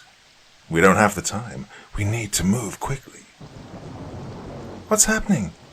young Kaushalya asked us as she came out of her bedroom. "Kaushalya, get Ritu and Padma," Raman said. "You're going to your mother's house." She complied immediately and went to wake up the girls as Raman moved to retrieve his car keys, which he then handed over to his wife, who had the two children now huddled around her, looking scared and confused. Go, Raman said as he bundled them into his car. We could hear the death throes of Ritu's parents as the car slowly left the village and disappeared off into the darkness. "I'm going to check what's happening out there," Raman said after Kaushalya and the kids had left, and walked off towards the mob where he was going to soon run into our past selves outside Ritu's house, and get confused as to how we got there so quickly, and then terrified when he'd see us disappear. He would take this secret to his grave, and I think he would only begin to understand what happened here 20 years later when he himself would be sent back in time to the 19th century by a demon summoned by the young girl whose life he'd just saved, only to be murdered by the then inhabitants of the village, who in turn would later snap out of their possession and abandon the village after seeing the strange corpses that to them had appeared mysteriously.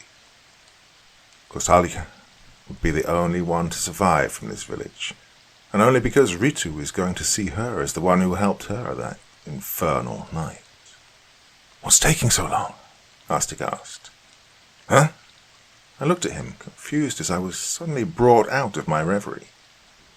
It didn't take this long for Ritu to get us to 1998. What's taking this long now? We looked at each other and ran to the Panchayat office, desperately hoping she was okay. Shivers ran down my spine as we came back to the office where we'd left her. Standing outside the office was the fucking bear, and the monstrous demon sitting atop it, who let out a heart-stopping screech the moment it spotted her. Part 6.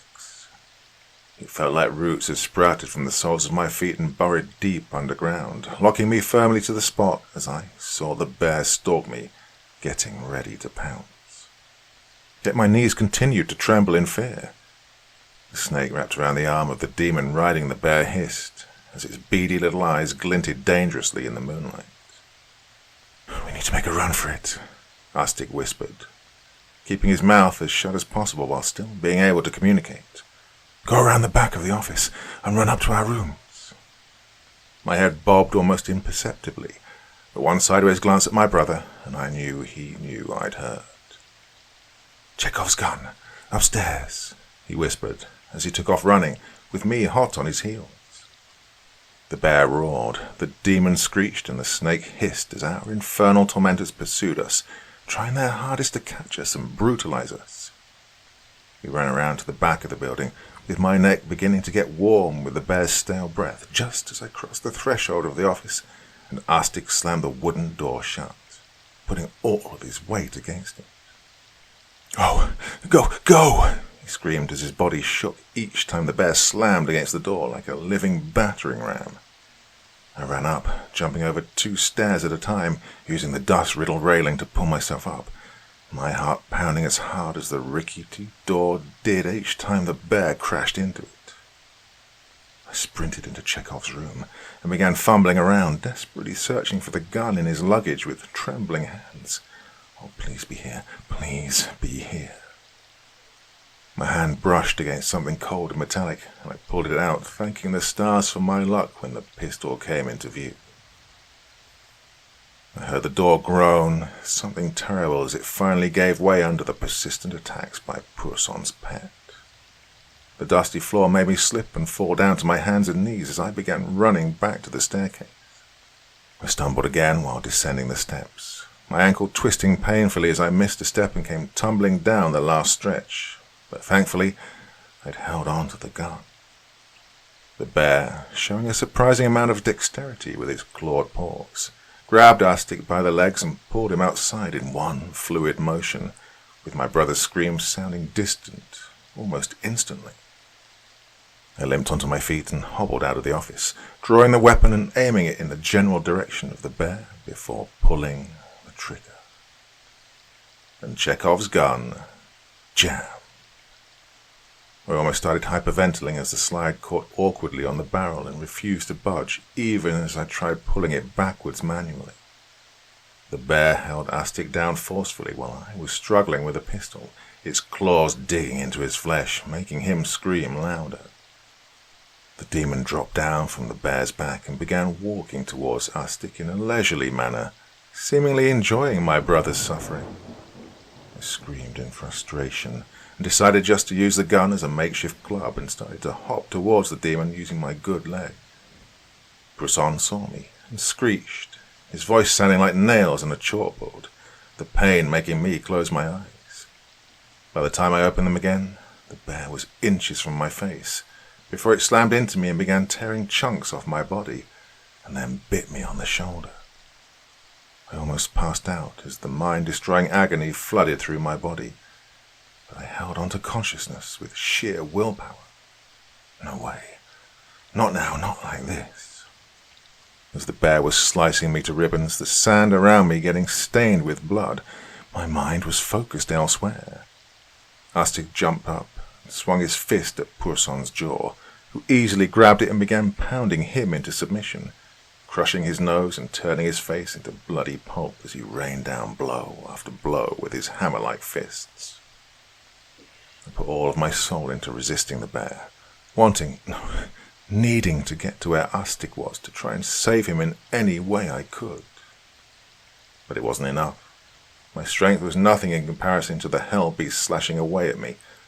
The last thing I saw before the lights went out was Purson kneeling on Astig's chest, pulling on his skull with all his might, as blood came gushing out of his nose and mouth. I thought I'd died, but then the pain came back, forcing me back to reality, while threatening to send me back to unconsciousness at the same time. Ritu loomed over me, her eyes wide with worry as she cradled my wounded body. "Astig," I whispered, my body not allowing me to scream like I wanted to. "Where is it?" "He's not here," she said softly as she held back tears. "I can only shift the living." I nodded silently. "I'm so sorry," she sobbed. "It's all my fault, everything." I wanted to console her, but the words were stuck in my throat, held back by a rough mixture of pain and grief. My body was growing cold. I knew I was done for. "No," she said. "Not like this. I can fix it. I can fix this. No one has to die." "Oh, what are you?" I groaned, but it was clear she wasn't listening. She had this fanatic gleam in her eyes, like she was about to jump into the deep end of the pool. Again. "I'm going back," she said firmly. "I'm going back to when I first summoned that demon and stopped myself. I'm going to save you. I'm going to save everyone. Just you wait." I wanted to protest, but she'd walked away from me to sit in an isolated corner somewhere and concentrate. Where are we? I wondered. Had we come back to the present? I turned my head and looked at the ruins I'd seen when I first came to Kuldhara and got my answer. I would have felt relieved if it hadn't been for the gaping hole in my chest, both metaphorical and literal. I put my head back on the ground and drifted in and out of consciousness, staring longingly at the foggy blue sky with splashes of pale, sickly orange spilling across it. "Are you just going to give up now, you pussy?" I looked up at Astig, smirking at me and urging me to climb the little hill he was already halfway up. He adjusted his helmet and signaled with his gloved hand, beckoning me to put aside my fear of heights and follow him. "Don't think about anything else. Just fight your way up. Fight. Fight." My eyes shot open as the dream ended on that weird note. No, I didn't want to die. Not here, not like this. I gritted my teeth, put my weight on my elbows, and gingerly got on my feet. Pain exploded in my legs, but I fought through it and began limping out of the village.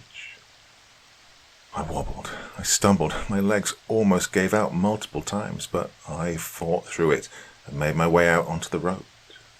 I hobbled through the dense fog for what felt like hours before I saw a car approaching me. I blinked, wiped the blood and sweat off my eyes, and waved my arms to get the attention of the driver. He must have been drunk or something, because he didn't stop, and I had to jump out of the way at the last second, falling into a ditch near the road. The car swerved and almost ran off the road, and I breathed a sigh of relief, both at the fact that there wasn't an accident and that I might be saved. Soon, I heard voices, painfully familiar voices. "Kosharia says she saw something." "Saw what?" "She says she's not sure, but it was covered in blood." "Help. Help me." I wanted to scream, but no sound came out. "Because you're fucking drunk." My eyelids closed, and I fell into a deep, probably endless, slumber. And the next time I woke up, I was here, Lakshya said, pointing to his sterile surroundings. Who brought you here? I asked. The doctor said it was a farmer from a nearby village who'd come out to inspect his field. I don't remember any of it, he answered. I quickly and silently said a prayer of thanks to that good Samaritan for saving my brother. Not everyone would have been willing to help a wounded stranger, lying on death's door in a ditch somewhere on the side of the road. So, I began, finally trying to confront the question I'd been avoiding for so long. Is he really gone? Asked he. His eyes began to water, and I got my answer. I put my head in my hands and wept for my brother. What about that girl who started all this? Ritu? I asked, after I'd somewhat composed myself. Kuldara is still a famously abandoned village, isn't it? Lakshya asked, with bitter sarcasm in his voice. It's safe to assume she failed and that thing is still running around freely. I nodded. You know what that means, right? Lakshya spat. After all this, it turns out that I was the lone survivor of the village that disappeared over 200 years ago.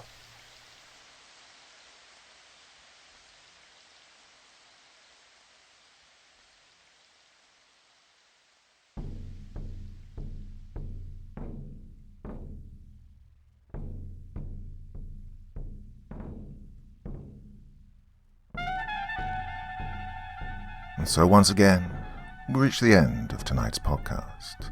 My thanks as always to the authors of those wonderful stories, and to you for taking the time to listen. Now, I'd ask one small favor of you. Wherever you get your podcast from, please write a few nice words and leave a 5-star review, as it really helps the podcast. That's it for this week, but I'll be back again same time, same place, and I do so hope you'll join me once more. Until next time, sweet dreams and bye-bye.